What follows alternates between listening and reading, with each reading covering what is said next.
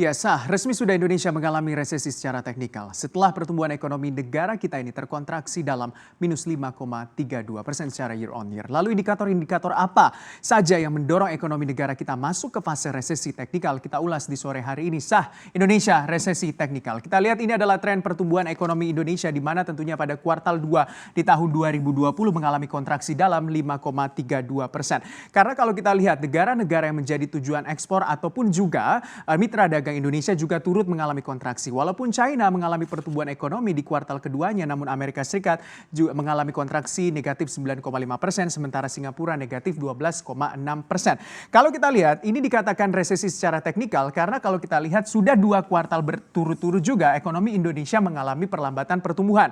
Dimulai di kuartal pertama di tahun 2020, yaitu turun dari 5,02 di kuartal 4 di tahun 2019 turun menjadi 2,97% di kuartal 1 2020 dan menjadi atau negatif 5,32% di kuartal 2 di tahun 2020.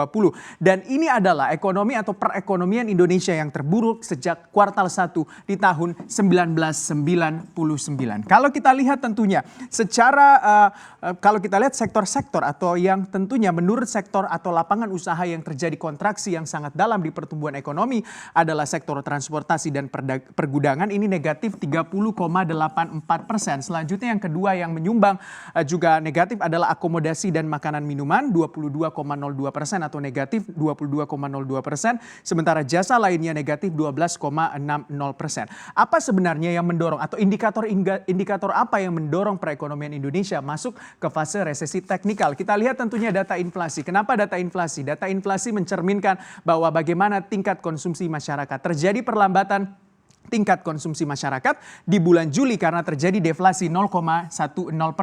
Sementara di Juni itu terjadi inflasi 0,18%. Artinya di bulan Juli tingkat konsumsi masyarakat ini cenderung terjadi perlambatan. Karena kalau kita lihat untuk konsumsi rumah tangga ini menopang kurang lebih 57,87% untuk kontribusi terhadap PDB Indonesia. Ini menjadi atau bisa dikatakan konsumsi domestik atau konsumsi rumah tangga menjadi backbone pertumbuhan ekonomi Indonesia. Tapi sayangnya terjadi perlambatan pertumbuhan konsumsi karena secara year on year konsumsi rumah tangga atau konsumsi masyarakat tidak tumbuh atau negatif tumbuhnya, negatif 5,51% secara year on year. Kenapa hal ini tentunya terjadi? Ya karena kita tahu ketidakpastian masih terus berlangsung akibat pandemi COVID-19. Orang-orang cenderung menahan konsumsinya.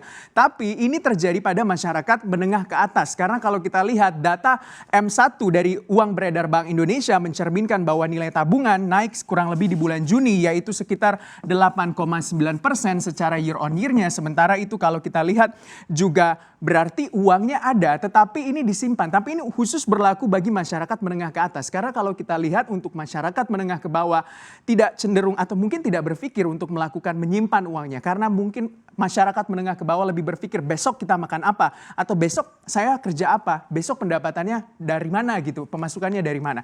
Nah ini yang terjadi tentunya terjadi deflasi di bulan Juli 2020 0,10%. Dan selanjutnya kalau kita lihat indikator yang tentunya juga membuat perekonomian kita juga masuk ke fase resesi teknikal yaitu adalah dari pemerintah. Karena kita tahu untuk indikator-indikator pertumbuhan ekonomi atau GDP atau PDB itu adalah consumption, investment, government, ekspor dan juga impor. Selanjutnya kenapa dikatakan pemerintah? Nah pemerintah itu melakukan ketika terjadi pandemi COVID-19 kalau kita lihat pemerintah itu sudah mengeluarkan stimulus jumbo dan konsumsi pemerintah atau belanja pemerintah itu mencapai kurang lebih walaupun terjadi penurunan kurang lebih 6,90% secara year on year dan kalau kita lihat terjadi pertumbuhan secara kuartal to kuartal atau Q2Q sebesar 22,32%. Tapi sayangnya belanja pemerintah belum mampu menopang pertumbuhan ekonomi kita. Dengan stimulus yang jumbo kurang lebih dana pemulihan ekonominya 695 triliun rupiah. Tapi sayangnya serapan anggarannya yang sangat rendah. Karena kalau kita lihat untuk struktur anggaran 695 triliun ini terdiri dari perlindungan sosial, kesehatan, insentif usaha, UMKM, korporasi dan juga belanja kementerian lembaga. Yang paling besar adalah untuk perlindungan sosial 203,9 triliun rupiah. Dari ini tentunya diharapkan bisa memutar roda perekonomian atau meningkatkan konsumsi masyarakat. Namun sayangnya untuk sektor perlindungan sosial dari dana pemulihan ekonomi nasional senilai 695 triliun rupiah baru terserap kurang lebih menurut Ibu Sri Mulyani adalah 41,85%. Sementara menurut Pak Jokowi baru terserap 39% untuk bisa dikatakan data penyerapan anggarannya aja masih terjadi simpang siur. Satu bilang 41, satu bilang 39. Nah selanjutnya lagi tentunya dari belanja pemerintah ini yang bisa dikatakan serapannya masih rendah ini terjadi masalah. Kenapa? Karena ketika belanja pemerintah di bulan Agustus atau akhir Agustus ini tidak sampai 50% lebih, itu berarti kita harus melihat menatap kuartal 3 2020 juga penuh tidak ada harapan gitu. Karena kan ini adalah menjadi satu-satunya penopang untuk pertumbuhan ekonomi di kuartal ketiga nanti. Selanjutnya kita lihat bagaimana soal foreign direct investment atau FDI, ini soal investasi tentunya ya, kontribusinya terhadap PDB kurang lebih 30,6% kontribusi FDI atau tentunya foreign direct investment, dan terjadi juga perlambatan atau tidak bertumbuh begitu 97,6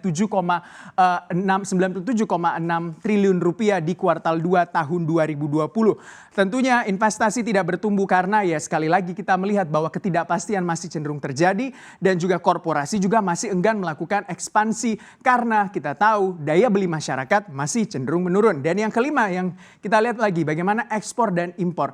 Ekspor dan impor juga walaupun di bulan Juni itu bisa dikatakan ekspornya cenderung meningkat 10,76 miliar US dollar, tapi sayangnya impornya juga tertekan dari 12,55 ini menjadi kurang lebih maksudnya dari 12,19 impornya turun menjadi 12,03. Tentunya kita tahu impor Indonesia itu adalah rata-rata barang untuk tentunya korporasi atau industri manufaktur, bahan baku begitu.